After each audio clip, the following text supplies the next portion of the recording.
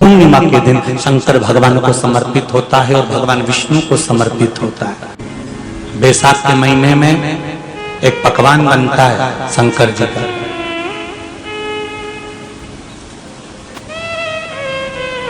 शिव जी के हाथ में त्रिशूल है, शिव जी के 3 नेत्र हैं, बेलपत्री में भी 3 बोलते जाओ पत्ती है। बैसाख के महीने में जो शंकर भगवान को प्रसाद का भोग लगता है उसमें भी 3 ही चीज मिलती है। सत्तू कोई दूसरे महीने में बनता है? जम के तो बोलो नहीं। कब बनता है? यही बैसाख के महीने में।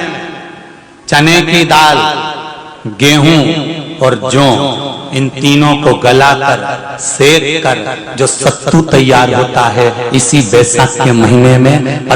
दोस्तों अभी पूर्णिमा पे आप सत्तू का भोग जरूर भगवान शंकर को लगा दीजिए, क्योंकि बैसाख का महीना खत्म होने वाला है और ये पुण्य आप भी प्राप्त जयंती के दिन या अमावस्या के दिन या पूर्णिमा के दिन शंकर भगवान को समर्पित होता है और भगवान विष्णु को समर्पित होता है।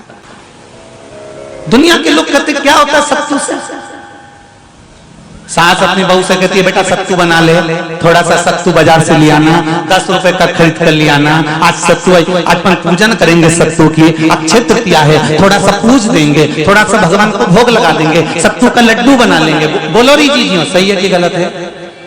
बाजार में भी सत्तू मिलता है तो बच्चे कहते हैं, बहुएं कहती हैं कौन खाएगा, काय को ला रहे हो, सत्तू का क्या काम है? और शिव महापुराण की कथा कहती है, स्कंद पुराण की कथा कहती है, जिस समय पर बैसाख के महीने की सुंदर अमावस्या का दिन था, उस दिन माता पार्वती शंकर भगवान के लिए जब पकवान बनाने के लिए बैठी, कुछ दोस्तों शंकर भगवान का ये अति प्रिय पकवान है, तो सत्तू का भोग आप जरूर ही लगा ही दे, ये मौका न छोड़े। माता पार्वती ने 3 अनाज को लिया, एक चना, दूसरा गेहूं और तीसरा जौ। इन तीनों को भींग रहे थे, उसको लेकर आए गंगा जी में से, उसको सेक कर माता ने अंगीठी पर और उसका जो सत्तू बनाकर शिव को दिया। शंकर भगवान ने कह दिया सुन पार्वती, ये सत्तू नहीं, ये मेरी औषधि है।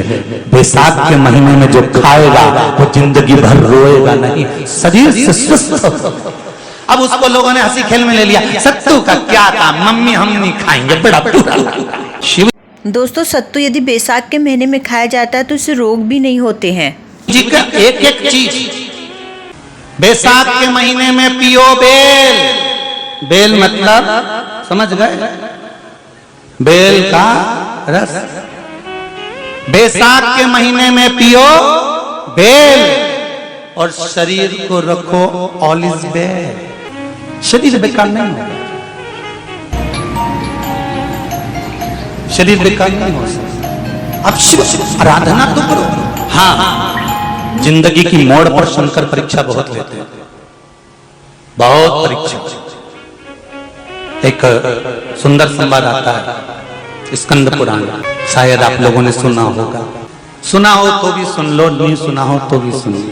कांकी नगर में राजा श्रीयाजी रहते थे, उनकी धर्मपत्नी का नाम था चांगुणा। इस प्रसंग को दोस्तों ध्यान से सुनिएगा, गुरुजी बहुत अच्छी बात बता रहे हैं। चांगुणा। चांगुणा शिव भक्ति में लीन रहती थी, उसे शंकर की भक्ति के सिवा कुछ सुहाता ही नहीं था, शिव आराधना के सिवा उसको कुछ भाता ही नहीं था।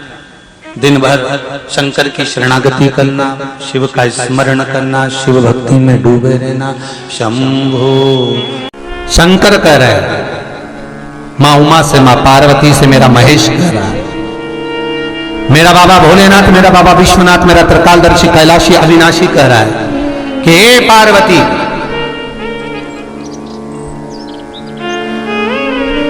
एक बीला, एक बेल जो मुझे समर्पित करता।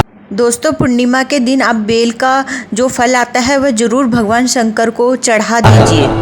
और समर्पित करने के बाद उस बेल की महत्वता देखिए, जो बैसाख महीने में बाबा शंकर को जो चढ़ाया जाता है, और 1000 अश्वमेध यज्ञ का पुण्य फल हम प्राप्त कर लेते मात्र एक फल चढ़ाकर, मात्र एक फल चढ़ाकर। हे पार्वती,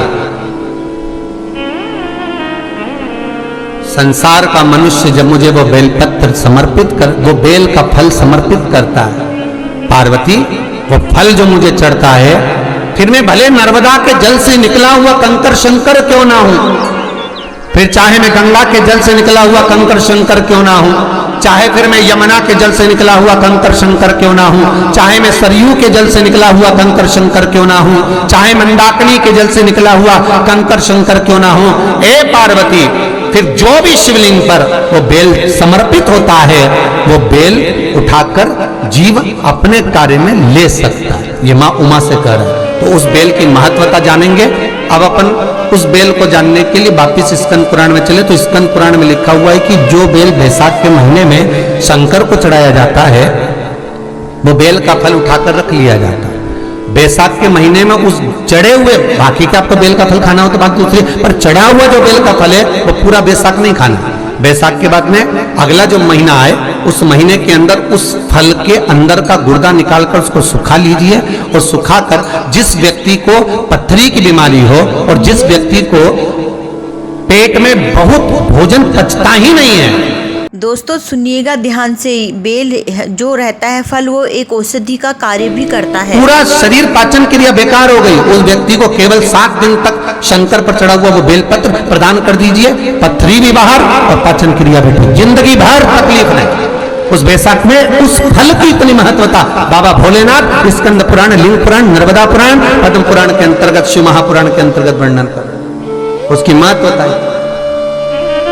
वो बेल का फल साधारण नहीं हो सकता। अब मंदार का जो पुष्प होता है, आंकड़े का जो फूल होता है, एक सफेद कलर का भी होता है और एक गुलाबी कलर का भी होता है। देखा है आप लोगों ने? बोलो जम के बोलो, देखा है ना? गुलाबी कलर का जो पुष्प होता है वो, आप मंदार का, आंकड़े का जो गुलाबी कलर का पुष्प होता है, आप टीवी पे देख रहे होंगे, एक सफेद देख रहे होंगे, एक मंदार का गुलाबी फूल, नीला कलर का फूल देख रहे होंगे। जो नीला कलर का जो पुष्प होता है, गुलाबी कलर का जो आंकड़े का फूल होता है, प्रयास करना जब किसी विषम परिस्थिति में फंस गए। दोस्तों गुरुजी जितने भी उपाय बता रहे हैं, पूर्णिमा के दिन आखिरी मौका है, बैसाख मास खत्म हो जाएगा तो आप सारे उपाय कर लीजिएगा। जब आपको लग रहा है कि मुझे बहुत भय लग रहा है, कुछ बुरा होने वाला, आपको लग रहा है आज मेरी उल्टी आंख बहुत फड़क रही है, कुछ गड़बड़ होने वाला है, आपको लग रहा है मेरी सीधी आंख फड़क रही, कुछ गड़बड़ होने वाला है, तब केवल वो नीला जो गुलाबी पुष्प है मंदार का, उसको कहीं से लाकर शिवालय में अशोक सुंदरी वाली जगह पर स्पर्श कर कर शिवलिंग पर आप चढ़ा दीजिए। आपकी विषम परिस्थिति कैसी भी होगी, वो रास्ता बनाकर बाहर निकल जाएगी। आपको फंसना नहीं, परेशान नहीं।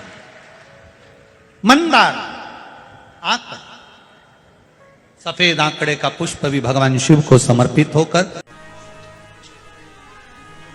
जैसे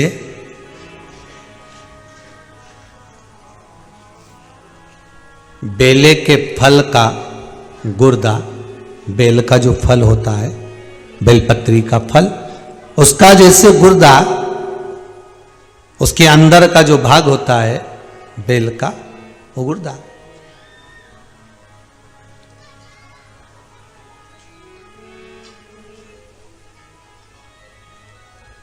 उसको अग्नि में जलाकर उसकी भस्म तैयार कर कर छान कर जब जब आपके यहां विद्वान ब्राह्मण शिव जी का अभिषेक कराते हैं, पूजन कराते हैं, तो उसमें लिखते हैं पूजन के साहित्य में, बेलपत्री, धतूरा, दुर्वा, ये उसमें नीचे लिखेंगे भस्म। लिखते कि नहीं लिखते? लिखते हैं ना, भस्म अभिषेक में चाहिए रहती है। तब उस भस्म का थोड़ा सा भी भाग आप अगर शिव को समर्पित कर रहे हो तो ये जान लें कि शंकर मनवांछित फल प्रदान कर रहे हैं, शिव फल प्रदान कर रहे हैं।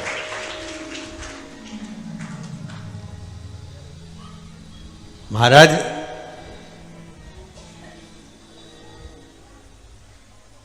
बेलपत्री के वृक्ष के नीचे बैठकर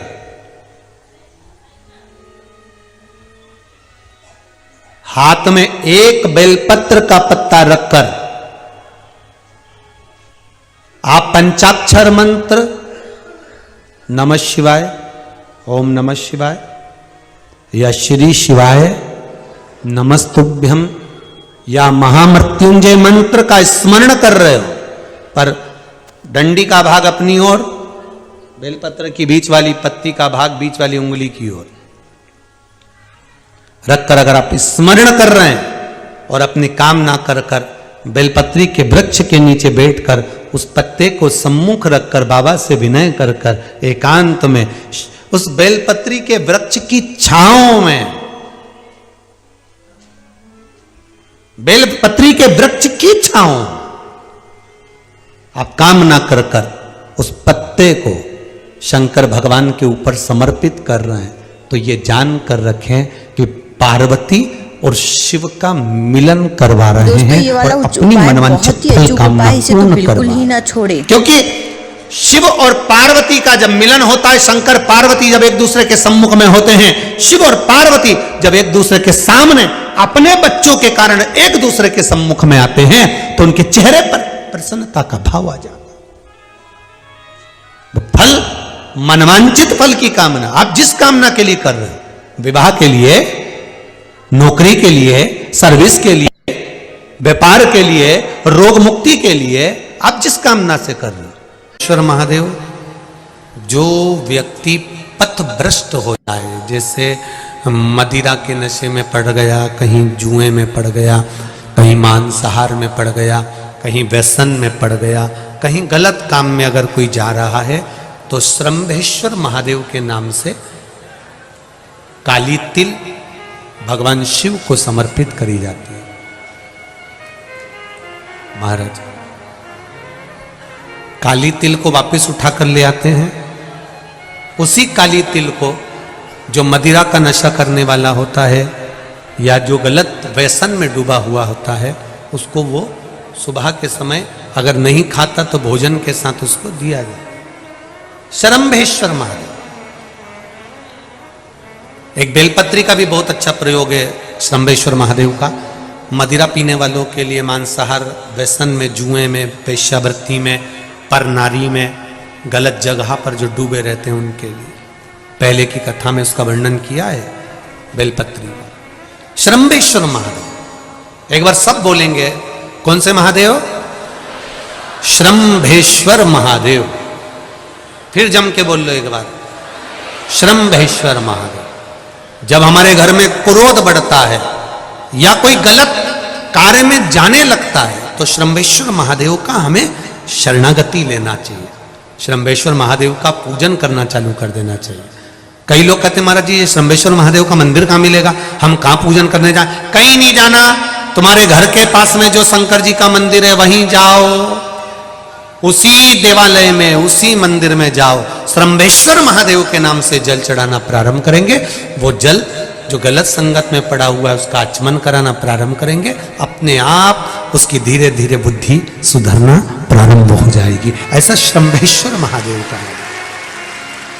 दोस्तों, गुरुजी ने जितने भी उपाय बताए हैं, बैसाख मास अब खत्म होने पे आ गया है, आखिरी मौका है, आप जितने भी उपाय कर सकते हैं अपने श्रद्धा भक्ति के अनुसार कर लीजिए। तो मिलते हैं अगले वीडियो में, और वीडियो अपने परिवार वालों को भी शेयर कर दीजिए। मिलते हैं अगले वीडियो में, चैनल को सब्सक्राइब करके रख लीजिएगा। हर हर महादेव, श्री शिवाय नमस्तुभ्यम।